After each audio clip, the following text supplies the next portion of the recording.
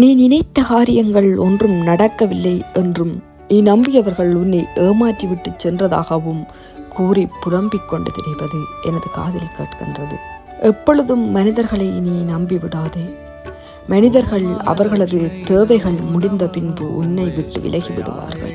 உன்னிடம் பணம் இருக்கும் போது பழகுபவர்கள் உன்னை விட்டு பணம் சென்றதும் அவர்களும் சென்று விடுவார்கள். அதுதான் மனித இயல்பு.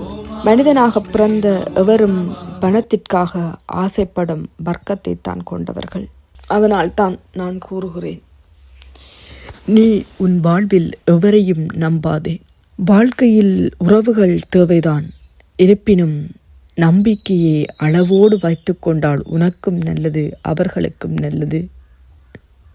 சில மனிதர்களிடத்தில் நீ அதிகளவு அன்பும் பாசம் கருணையும் கொண்டு பழகியிருப்பாய்.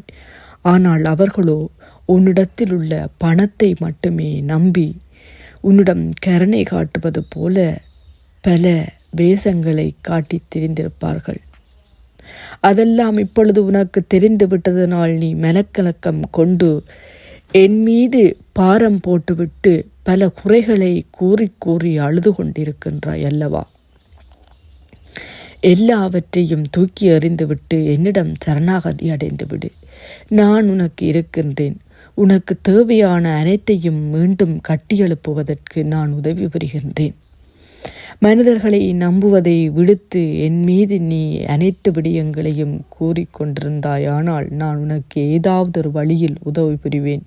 இப்பொழுது நீ மனிதர்களிடத்திலிருந்து பல பாடங்களை கற்றுக்கொண்டிருப்பாய். சிலர் உன்னிடம் இருந்த பணங்களை அபகரித்து கொண்டு அவர்கள் நல்வாழ்வு வாழ்ந்து கொண்டிருக்கின்றார்கள் அல்லவா? இருப்பினும் நீ அவர்களிடம் உறவு கொள்வதற்கோ அல்லது நட்பு கொள்வதற்கோ செல்கின்ற பொழுது உன்னை அவமரியாதை படுத்தி உன்னை விரட்டும் அளவிற்கு வார்த்தைகளை கொட்டிவிடுகிறார்கள். ஆயினும் நீ அவர்கள் மீது வைத்திருந்த அன்பு, பாசம், கருணை, காருண்யம் காரணமாக மீண்டும் மீண்டும் அவர்களிடம் செல்கின்றாய். இருப்பினும் அவர்கள் அவர்களுடைய குணங்களை காட்டிவிடுகின்றனர்.